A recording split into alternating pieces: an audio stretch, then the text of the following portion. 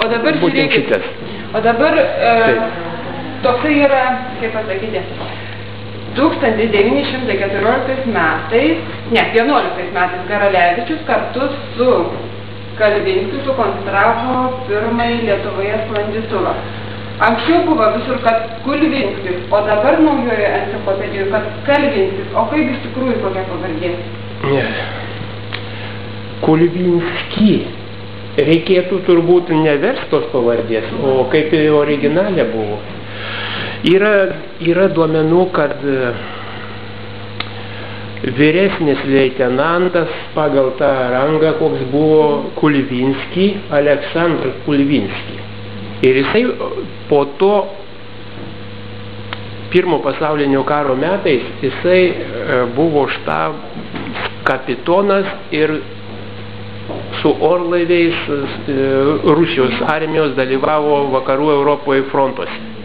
Tai jūs kokią informaciją naujausią esat gavę apie tuos orlaivius, apie sklandytuvus, kurie buvo padaryti? Ar čia jūs turite ką nors naujo, ko mes nežinom? Vienu žodžiu, mums šitą visą medžiagą tvarkė Kelmės krašto muziejus. Mes vienu žodžiu, kaip Žalpių kaimo bendruomenė, rašėm projektą, padedant muziejui, nes mes iš karto kreipėmės muziejui, sakom, jeigu mes darysim ar padėti, nes, kaip mes nežinom nei nuo ko padėti, nei kaip, ir va čia, ir Garalevičiaus, ir Giminaičiai Klimašauskai, kur yra bičiulio redaktorius, pavaduotojas. Aš esu Bronislavas. Taip, Bronislavas.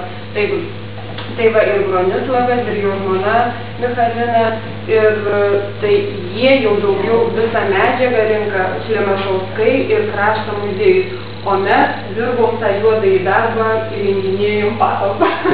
Nes mes Žalpiškiai visi, mums čia lengviau, o mums jau važinėtis kažkur, nes jie važiavo ir į Vilnių, važiavo ir į Kauną, jau mes tokių sąlygų neturim važinėtis, tai mes taip jau sutarėm, kad mes atliekam juodąjį darbą, o jūs medžiagą. Ponia Michalina rodos buvo Kaune Lietuvos aviacijos muziejuje. Buvo.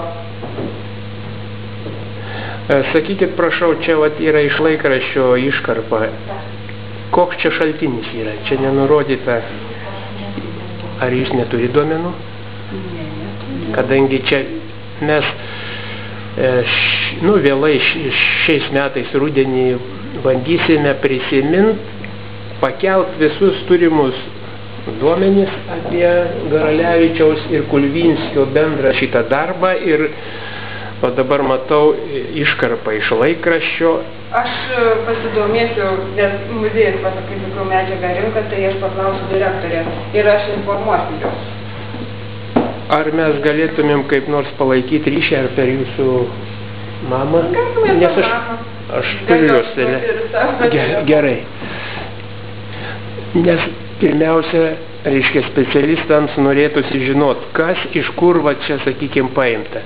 Aš žinau šiek tiek istoriją apie šitą piešinį, bet čia irgi nenurodyta sklandytuvo, kaip piešinio. Iš kur jisai paimtas, kas jį galėjo pateikti.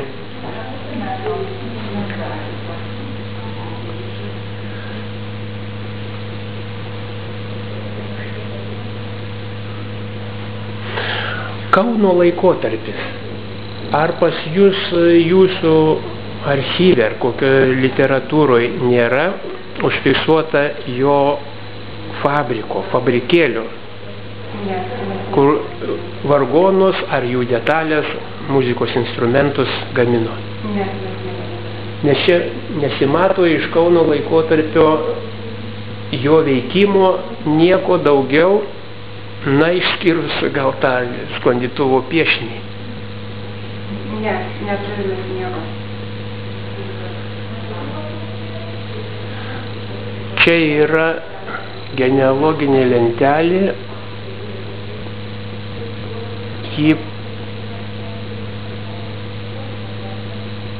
stebiu, kas čia yra paruošęs. Neringa Češkevičiūtė, čia Lietuvos istorinius archyvo skyriaus vedėja.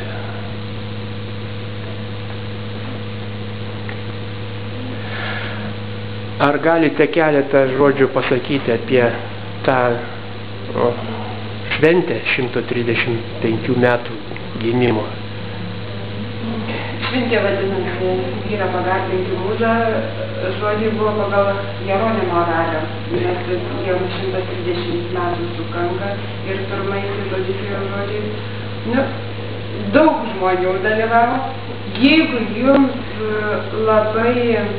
labai neskubat, aš bibliotekoje dirbu ir aš bibliotekoje turiu laikraštį ir aš galėčiau jums atšviesti ir jūs turėtumėt daugiau informacijos. Norėtumėm gauti šitą, parvežtumėm.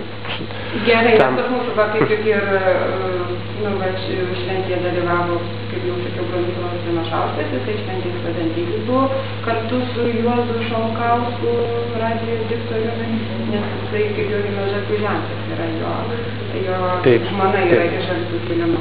Ir visi garbingi svečiai, kiek buvo kviesti, nesusirinko, bet tik Gazgių mums šventę pagyvino labai Kelmės mišrus choras Kandijo vadovaujamas Kelmės kultūros skyriaus vedėjo Krutkevičiaus ir jo kaip pagalbininkės Marlovienės, jo toks ir jisai bažnyčiai giedojo ir kaip Levonas pasakė, nesudartų kaip mišiuose, mišių reikės, kad vieno žodžiu kaip choras, tokiam chorui giesant. Atrodo, kad praėjai. Ir buvo paminėti visi, apie Joną Garalevičių kalbėjo jo giminaitė Alina Klimašauskienė, nes buvo chronologijos su kokiu buvo profesorium, kur skyriaus vedėjas, Krutkevičius susitaręs, bet jis aš turėjau išvažiuoti į užsienį. Ar sakykit, čia pas jūs apie Garalevičių ar speciali knyga nebuvo išleista? Ne, mes nieko neturim visiškai. Ten aplamai apie Lietuvos turbūt vargonų ar gamintojus ar vargonininkus. Kažką esu... Mes tik tai turim, mums paskolina, sakė, mes atsišviesim, kur yra Lietuvos bažnyčios. Taip. Lietuvos bažnyčios. Ir yra Žalpių bažnyčia, o Žalpių bažnyčių ir altorius yra Garalevičiaus. Čia paminklas net yra. Taip, ir altorius yra Garalevičiaus ir antroji pusėje užrašyta Brangiai mamytei ir Viešpačiui Dievui ant garbės. Jo